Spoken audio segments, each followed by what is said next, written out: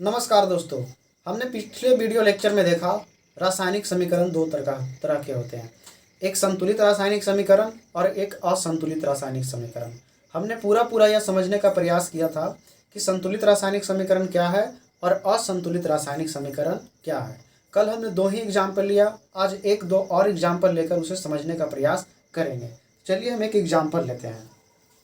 कल हम दो एग्जाम्पल लिए थे, तो आज तीसरा एग्जाम्पल। ठीक है, अब ये समीकरण है H2O2, ये दोनों मिलके बना H2O यानी जल। अब आप यहाँ देखिए, यहाँ हाइड्रोजन के पास टोटल दो परमाणु है। यहाँ हाइड्रोजन के पास टोटल दो परमाणु है, ठीक है। लेकिन यहाँ देखिए ऑक्सीजन के पास दो परमाणु है, जबकि यहाँ ऑक्सीजन के पास एक ही परमाणु है। तो ये समीकरण, इधर हाइड्रोजन दो था, इधर दो था, लेकिन यहाँ ऑक्सीजन तीन है, लेकिन यहाँ ऑक्सीजन मात्र एक ही है। तो ये समीकरण तो पता चल गया कि ये असंतुलित रासायनिक समीकरण है। ठीक, ये कैसा समीकरण है? असंतुलित रासायनिक समीकरण। अब हम चाहते हैं कि यह संतुलित हो जाए, तो चलिए संतुलित करने का प्रयास करते हैं। अगर हम यहाँ दो लगा दें तो आप देख रहे हैं हाइड्रोजन कितना हो जाएगा? 4, और ऑक्सीजन कितना हो जाएगा? 2।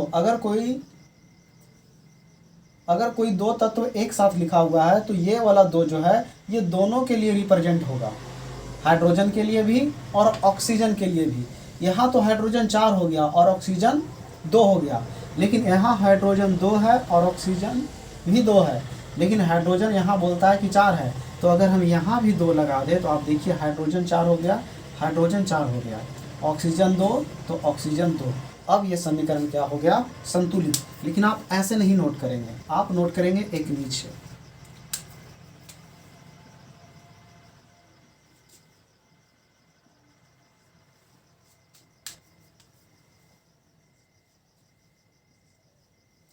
ठीक है, आप बनी बनाई चीज़ों को ही रिवीजन कीजिएगा ताकि बेहतर समझ में आ जाए। अगर नहीं समझ में आएगा तो जब ये पूरा चैप्टर समाप्त होगा तो हम संतुलित समीकरण और असंतुलित समीकरण का एक स्पेशल वीडियो बना देंगे, वहाँ पर आपको बेहतर समझ में आ जाएगा।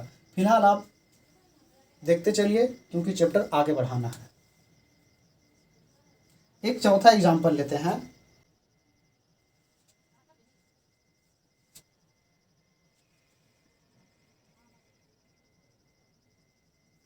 ये अभिक्रिया क्या है आप छोड़ दीजिए। आप देख पा रहे हैं यहाँ पे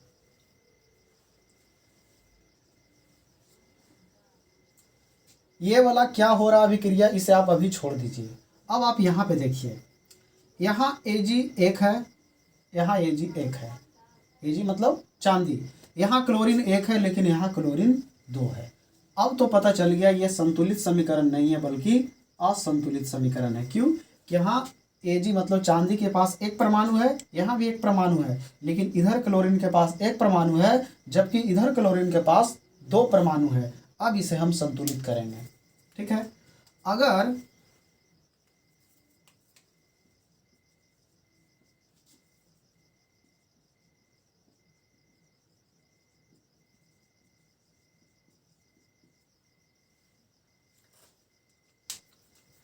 हम यहाँ 2 लगा दें, अगर हम यहाँ 2 लगा देते हैं तो Ag के पास भी 2 हो गया और क्लोरीन के पास 2 हो गया। तो देखिए क्लोरीन तो इधर भी 2 हो गया और इधर क्लोरीन 2 है ही, लेकिन इधर Ag के पास एक ही परमाणु है। तो ऐसा करते हैं, इसके बगल में 2 लगा देते हैं।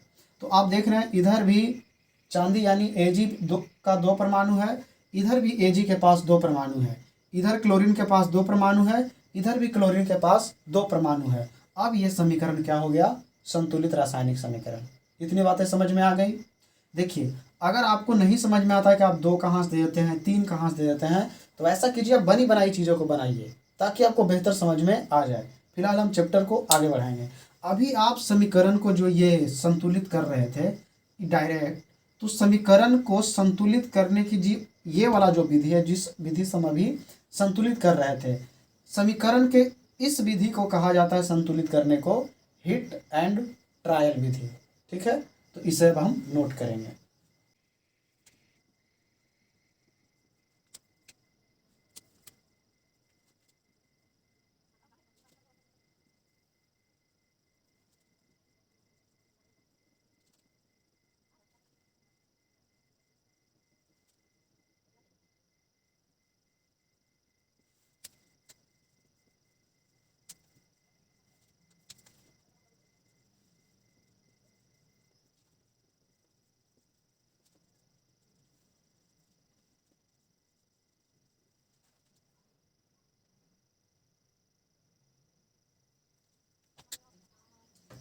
ठीक है, देखते हैं संतुलित समीकरण। अब हम संतुलित समीकरण का परिभाषा लिखेंगे पहले, उसके बाद लिखेंगे कि संतुलित करने की इस विधि को क्या कहते हैं। वैसा रासायनिक समीकरण जिसके अभिकारक, आप जानते हैं कि रासायनिक अभिक्रिया में भाग लेने वाले तत्वों को क्या कहते हैं, अभिकारक। वैसी रासायनिक समीकरण जिसके अभिकारक एवं प्रतिफल के दोनों ओर तत्वों के परमाणुओं की संख्या समान हो, उसे कौन समीकरण कहा जाएगा, संतुलित समीकरण, संतुलित समीकरण। ठीक, जैसे यहाँ मैग्नीशियम का 2 परमाणु, यहाँ भी मैग्नीशियम का 2 परमाणु, यहाँ भी ऑक्सीजन का 2 परमाणु, यहाँ भी ऑक्सीजन का 2 परमाणु। अब संतुलित जो कर रहे हैं ये वाला विधि, 2 लगाकर यहाँ 2, यहाँ इस तरह से जो संतुलित कर रहे हैं, तो संतुलित करने के इस विधि को, रासायनिक समीकरण को संतुलित करने के इस विधि को कहा जाता है हिट एंड ट्रायल विधि। ठीक, आपको इतनी बातें समझ में आ गई होगी, अब आप इसे नोट कीजिए।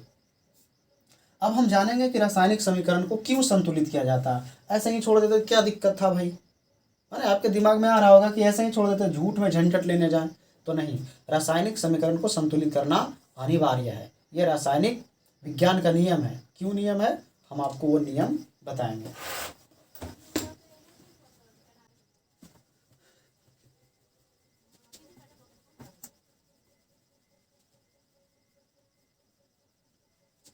तो अभी आपने देखा संतुलित रासायनिक समीकरण का परिभाषा, और संतुलित करने की इस विधि को हिट एंड ट्रायल विधि कहते हैं वो। अब हम देखेंगे कि रासायनिक समीकरण को क्यों संतुलित किया जाता है, क्या संतुलित करना अनिवार्य है, अगर संतुलित किया भी जाता है तो कौन नियम से किया जाता है, ये सारी बातों को हम अभी देखेंगे।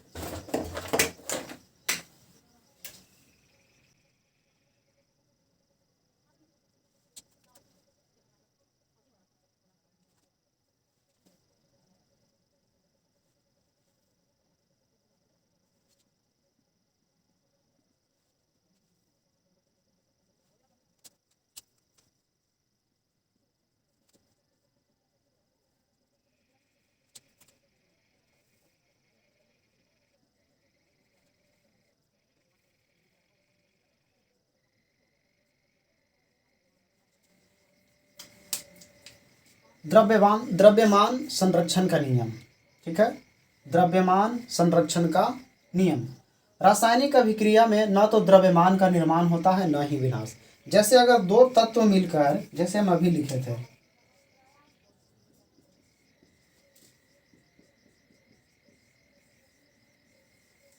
ठीक है, अगर H2 और O2 को इधर द्रव्यमान निकाला जाए तो वही आएगा जो ये दोनों के मिलने से बना है।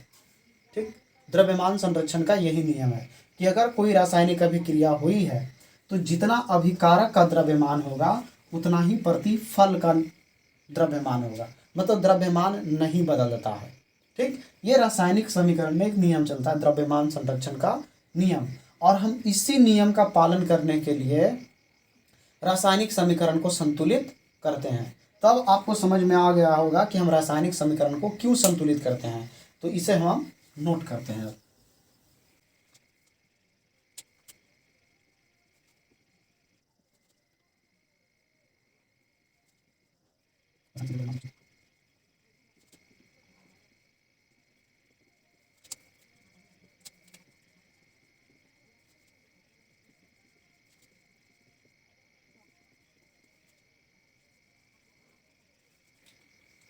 ठीक है, रासायनिक समीकरण को द्रव्यमान संरक्षण के नियम का पालन के लिए संतुलित किया जाता है।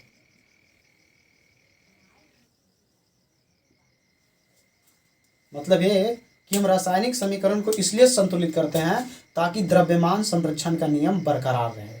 अगला, द्रव्यमान संरक्षण के नियम को ही अनस्वरता का नियम कहते हैं। तो कभी कभी आपसे सवाल पूछा जाए हम रासायनिक समीकरण को क्यों संतुलित करते हैं, तो आंसर आप देंगे द्रव्यमान संरक्षण के नियम के पालन करने के लिए। या अगर आपको ऑप्शन में ये नहीं दिखेगा तो आपको ये जरूर दिखेगा अनस्वरता के नियम के पालन करने को लिए हम रासायनिक समीकरण को संतुलित करते हैं।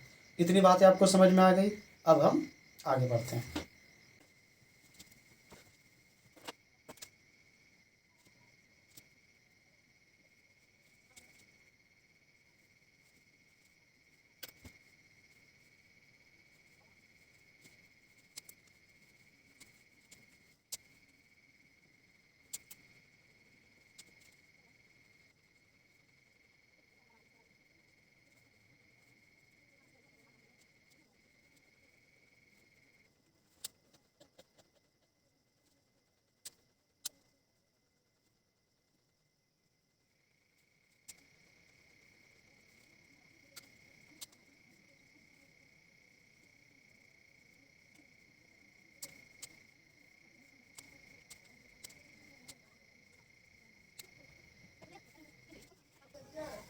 रासायनिक समीकरण के कुछ महत्वपूर्ण बातें चलिए देखते हैं।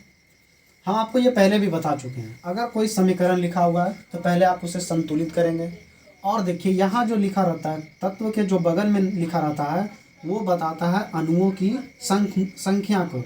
जैसे यहाँ 3 लिखा हुआ तो आप इसे ऐसे बोलेंगे, यहाँ आयरन के मतलब लोहा के 3 अणु हैं, ठीक। उसी प्रकार ये टोटल जल का सूत्र है, तो आप बोलेंगे जल का यहाँ टोटल 4 अणु है। लेकिन जो ये नीचे लिखा हुआ रहता है उसके पैर के पास वो बताता है परमाणुओं की संख्या। तो यहाँ यह बता रहा है कि हाइड्रोजन के पास 2 परमाणु है, लेकिन ये दोनों गुना होकर आप बताएंगे टोटल 4 दूनी 8। यहाँ हाइड्रोजन के पास 8 परमाणु है। अब ये 4 इसके लिए भी काम कर रहा है और ये 4 इसके लिए भी काम कर रहा है, क्योंकि हाइड्रोजन जल में हाइड्रोजन और ऑक्सीजन एक साथ लिखा हुआ होता है। तो ये जो 4 है वो ऑक्सीजन के लिए भी है और ये जो 4 है ये हाइड्रोजन के लिए भी 4 है।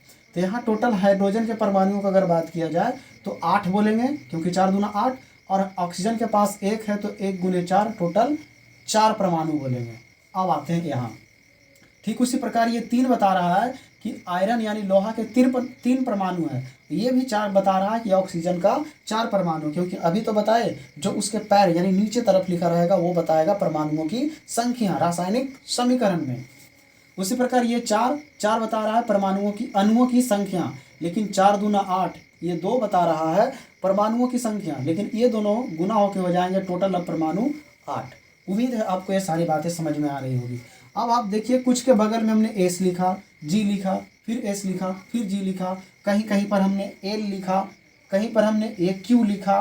तो ये सारी बातें क्या है, तो रासायनिक समीकरण में अगर किसी के बगल में एस लिखा रहे, रासायनिक समीकरण में अगर किसी के बगल में एस लिखा रहे तो वो बताता है ठोस को, या एस के जगह पर ए क्यू भी लिखा रह सकता है। तो अगर किसी के रासायनिक समीकरण में अगर किसी के बगल में एस लिखा हुआ है या ए क्यू लिखा हुआ है तो ये बताएगा ठोस को कि भाई ये ठोस है। उसी प्रकार जी किसको बता रहा है, गैस को। अगर किसी रासायनिक समीकरण में किसी पदार्थ या तत्व के बगल में जी लिखा रहा है, जगह H2O इसके बगल में जी लिखा हुआ है, इसका मतलब ये क्या बता रहा है, यहाँ गैस को। ऐसे H2O द्रव अवस्था में होता है, लेकिन फिलहाल यहाँ पर जो H2O है वह वाष्प अवस्था में है, इसलिए यहाँ जी लिखा गया। आप ऐसा ना समझेंगे कि जी तो आप बोले द्रव है और H2O के बगल में आप जी लिख दिए। तो ये जो H2 है ये वाष्प के रूप में है, यानी गैस के रूप में। आगे देखते हैं, अगर किसी के बगल में एल लिखा रहे इसका मतलब वो किसको बता रहा है, द्रव्य को बता रहा है। तो उम्मीद है आपको ये सारी बातें समझ में आ गई होगी। आपसे सवाल कैसे पूछा जाएगा, बताइए रासायनिक समीकरण में एल क्या बताता है, द्रव्य को बताता है। रासायनिक समीकरण में जी किसको बताता है, गैस को बताता है। रासायनिक समीकरण में एस या ए क्यू किसको बताता है, तो यानी ठोस को बताता है, ठीक। अब आता है रासायनिक समीकरण में एक तीर का निशान, आप बराबर नहीं दे सकते हैं, ठीक है। रासायनिक अभिक्रिया में आप बराबर नहीं देंगे, जब भी देंगे तो आप तीर का निशान देंगे। और इस तीर के निशान के ऊपर आप किन किन चीज़ों को लिख सकते हैं, तो इस तीर के निशान के ऊपर आप तापमान को लिख सकते हैं, दाब को लिख सकते हैं, उत्प्रेरक को लिख सकते हैं। उत्प्रेरक क्या होता है इसको अभी आप छोड़ ही दीजिए, आगे जब क्लास में जाएंगे तो देख लेंगे उत्प्रेरक क्या होता है। हम देखेंगे उत्प्रेरक वे पदार्थ होते हैं जो रासायनिक अभिक्रिया के दर को घटा सकते हैं एवं रासायनिक अभिक्रिया के दर को बढ़ा सकते हैं, ठीक।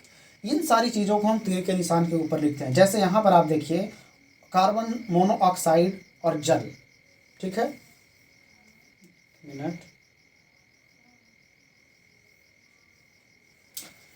कार्बन मोनोऑक्साइड और जल ये दोनों अभिक्रिया कर रहे हैं। तो कार्बन मोनोऑक्साइड यानी CO के बगल में जो जी लिखा है वो कार्बन मोनोऑक्साइड को बता रहा है कि ये गैस है।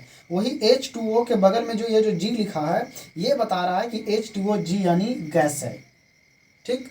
और ये 340 ATM आप जानते हैं वायुमंडलीय दाब का है, एटमॉस्फेयर लिखा हुआ है ये।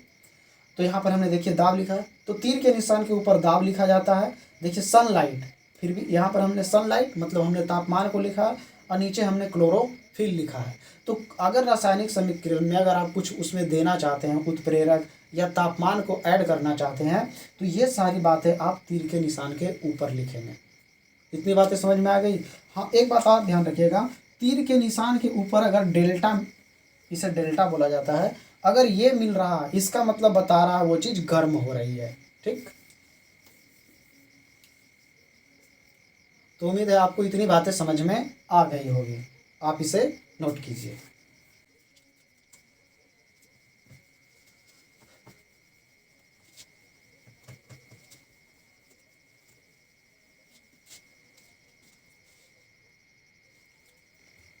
अब हम देखते हैं रासायनिक अभिक्रियाएं कितने प्रकार के होते हैं। ठीक है,